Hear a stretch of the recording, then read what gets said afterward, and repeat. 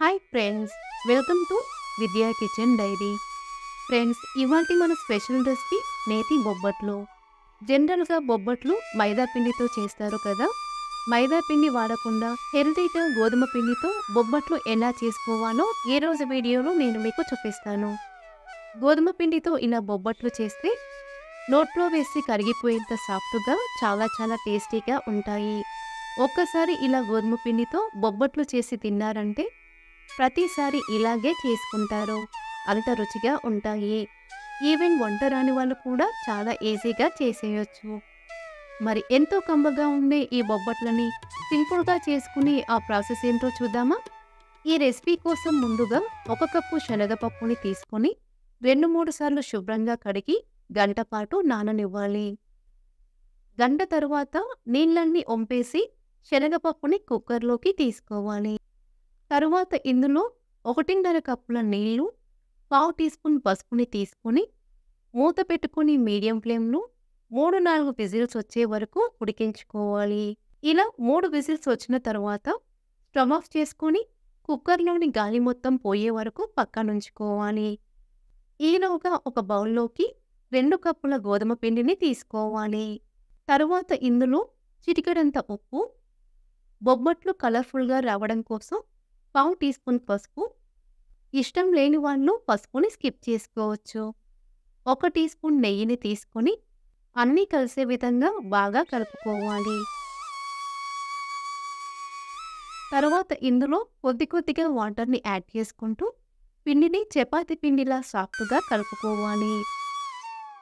ఇలా సాఫ్ట్గా కలుపుకున్న తర్వాత పిండి ఆరిపోకుండా పైనుండి 1 టీ స్పూన్ నెయ్యిని అప్లై చేసుకోవాలి. తర్వాత మూత పెట్టుకొని ఈ పిండిని 20 నిమిషాల పాటు నాననివ్వాలి. కుక్కర్లోని గాలి మొత్తం నార్మల్గా పోయిన తర్వాత మూత తీసి చూద్దాం. పప్పు గింజని ఇలా చేతిలోకి తీసుకుంటే ఇలా మెత్తగా అవ్వాలి. ఇలా ఉడికించుకున్న పప్పుని స్ట్రెయినర్లోకి తీసుకొని 10 నిమిషాల పాటు అలా వదిలేస్తే పప్పులోని ఎక్స్ట్రా వాటర్ మొత్తం బయటికి వస్తుంది. ఇలా పప్పులోని వాటర్ మొత్తం తీసివేసిన తర్వాత పప్పుని కొద్దిగా మిక్సీ జార్లోకి తీసుకుంటూ వీలైనంత మెత్తగా గ్రైండ్ చేసి తీసుకోవాలి. ఎక్కడ పప్పు అనేది కనిపించకుండా ఇలా సాఫ్ట్గా గ్రైండ్ చేసి తీసుకోవాలి. ఇలా గ్రైండ్ చేసుకున్న పప్పుని ఒక బౌల్లోకి తీసుకోవాలి.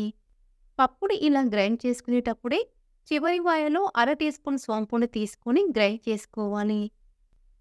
ఇలా సోంపుని యాడ్ చేసుకోవడం వలన బొబ్బట్లు టేస్టీగా రావడమే కాదు, ఎన్ని తిన్నా సరే సులభంగా జీర్ణమవుతాయి. ఇలాగే పప్పు మొత్తాన్ని గ్రైండ్ చేసుకుని ఒక బౌల్లోకి తీసుకోవాలి. తరువాత స్టవ్ ఆన్ చేసుకుని ప్యాన్లోకి 1 టీ స్పూన్ నెయ్యిని, 1 కప్పు బెల్లం తురుముని తీసుకోవాలి. మనం తీసుకున్న 1 కప్పు శనగపప్పుకి 1 కప్పు బెల్లాన్ని తీసుకుంటే తీపి కరెక్ట్గా సరిపోతుంది. తరువాత సన్నటి మంట మీద ఇలా కలుపుకుంటూ బెల్లాన్ని కరిగించుకోవాలి. బెల్లం పూర్తిగా కరిగిన తరువాత గ్రైండ్ చేసుకున్న పప్పుని బెల్లం పాకంలోకి తీసుకొని లో ఫ్లేమ్లో ఇలా కలుపుకుంటూ ఉడికించుకోవాలి. ఇలా మ్యాష్ చేస్తున్నట్టుగా కలుపుకుంటే గ్రైండ్ చేసుకున్న పప్పు చక్కగా బెల్లం పాకంలో కలిసిపోతుంది. ఇలా ఉడికించుకునేటప్పుడే ఇందులో 1/2 టీ స్పూన్ యాలకుల పొడి, 1-2 టీ స్పూన్ల నెయ్యిని యాడ్ చేసుకొని పూర్ణం బాగా దగ్గర పడే వరకు ఇలా లో ఫ్లేమ్లో ఉడికించుకోవాలి. ఎప్పుడైతే పూర్ణం బాగా దగ్గర పడి ఇలా ప్యాన్ నుండి సపరేట్ అవుతుందో అప్పుడు స్టవ్ ఆఫ్ చేసుకోవాలి. స్టవ్ ఆఫ్ చేసుకుని పూర్ణాన్ని ఒక ప్లేట్లోకి తీసుకుని పూర్తిగా చల్లారనివ్వాలి. బొబ్బట్ల కోసం పూర్ణం ఇలా సాఫ్ట్గా ఉండాలి. పూర్ణం పూర్తిగా చల్లారిన తరువాత చేతికి కొద్దిగా నెయ్యిని అప్లై చేసుకొని నిమ్మకాయ సైజంత పూర్ణాన్ని చేతిలోకి తీసుకొని చేతిలోనే ఇలా ఉండలా చేసుకోవాలి. ఇలా మీకు కావలసినన్ని పూర్ణం ఉండలని చేసుకొని ఒక ప్లేట్లోకి తీసుకోవాలి. కావాలంటే మీరు అన్ని బొబ్బట్లని ఒకేసారి చేసుకోవచ్చు, లేదా మిగిలిన పూర్ణాన్ని ఫ్రిడ్జ్లో స్టోర్ చేసుకొని ఎప్పుడు కావాలంటే అప్పుడు బొబ్బట్లు చేసుకోవచ్చు. 20 నిమిషాల తర్వాత పిండిని మరొకసారి బాగా కలుపుకోవాలి. పిండిని ఇలా బాగా కలుపుకున్న తర్వాత కొద్దిగా పిండిని చేతిలోకి తీసుకొని చేతిలోనే ఇలా ఉండలా చేసుకోవాలి. మనం పూర్ణాన్ని ఎంతైతే తీసుకున్నామో అదే సైజులో పిండి ముద్దని తీసుకోవాలి. ఇలా చేసుకున్న పిండి ముద్దని వేళ్ళతో ఇలా ప్రెస్ చేసుకుంటూ బౌల్ షేప్‌లో చేసుకోవాలి. ఇలా బౌల్ షేప్‌లో చేసుకున్న తరువాత పూర్ణం ఉండని మధ్యలోకి తీసుకొని అంచులని ఇలా వేళ్ళతో దగ్గరికి తీసుకుంటూ పూర్ణాన్ని లోపలికి ప్రెస్ చేసుకుంటూ ఎక్కడ గ్యాప్ లేకుండా ఇలా క్లోజ్ చేసుకోవాలి. ఇలా క్లోజ్ చేసుకున్న తర్వాత ఎక్స్ట్రా పిండిని తీసివేయాలి. తర్వాత పిండి ముద్దని ఇలా లైట్‌గా ప్రెస్ చేసి తీసుకోవాలి. ఇప్పుడు ఫ్లోర్ పైన కొద్దిగా పొడి పిండిని చల్లుకొని పిండి ముద్దని ఉంచి రోలర్‌తో ఇలా లైట్‌గా ప్రెస్ చేసుకుంటూ వీలైనంత పల్చగా చపాతీలా రోల్ చేసుకోవాలి. బొబ్బట్టుని ఎంత పల్చగా వీలైతే అంత పల్చగా చపాతీలా రౌండ్‌గా రోల్ చేసి తీసుకోవాలి. ఇలా పల్చగా రోల్ చేసుకున్న తర్వాత పైన ఉన్న ఎక్స్ట్రా పొడి పిండిని తీసివేయాలి. ఇలా రోల్ చేసుకున్న బొబ్బట్టుని వేడి వేడి పెనంపై వేసి మీడియం ఫ్లేమ్‌లో కాల్చుకోవాలి. ఒకవైపు లైట్‌గా కాల్చుకున్న తర్వాత మరొక వైపుకి టర్న్ చేసుకోవాలి. రెండు వైపులా లైట్‌గా కాల్చుకున్న తర్వాత 1, 2 టీ స్పూన్ల నెయ్యిని అప్లై చేసుకోవాలి.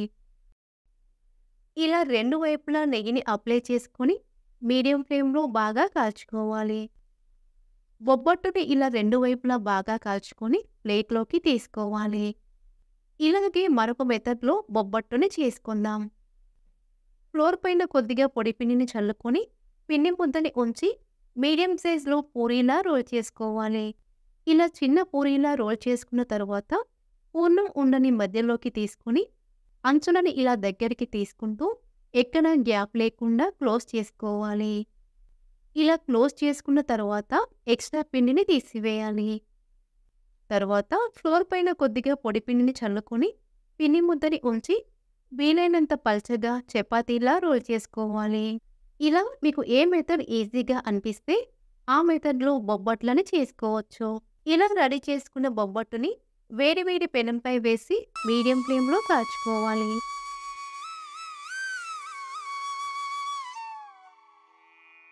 ఇలా రెండు వైపులా లైట్‌గా కాల్చుకున్న తరువాతే నెయ్యిని అప్లై చేసుకోవాలి. ఇలా నెయ్యిని అప్లై చేసుకోవడం వలన బొబ్బట్లు చక్కగా పొంగుతాయి. చూసారా బొబ్బట్లు ఎంత చక్కగా పొంగుతున్నాయో? ఇలాగే అన్ని బొబ్బట్లని కాల్చుకొని తీసుకుంటే ఎంతో టేస్టీగా ఉండే నేతి బొబ్బట్లు రెడీ. ఇలా మైదా పిండి వాడకుండా హెల్తీగా గోధుమ పిండితో చాలా సింపుల్‌గా బొబ్బట్లు చేసుకోవచ్చు. ఇలా చేసుకున్న బొబ్బట్లు నోట్లో వేసి కరిగిపోయేంత సాఫ్ట్‌గా చాలా కమ్మగా ఉంటాయి. మీరు ఈ రెసిపీని తప్పకుండా ట్రై చేసి మీకెలా కుదిరిందో మాకు కామెంట్ రూపంలో తెలియజేయండి. సో ఫ్రెండ్స్, ఈ రెసిపీ మీకు నచ్చితే లైక్ చేయండి, మీ ఫ్రెండ్స్‌కి షేర్ చేయండి. మరిన్ని రెసిపీస్ కోసం మా ఛానల్‌ని సబ్స్క్రైబ్ చేసుకోండి.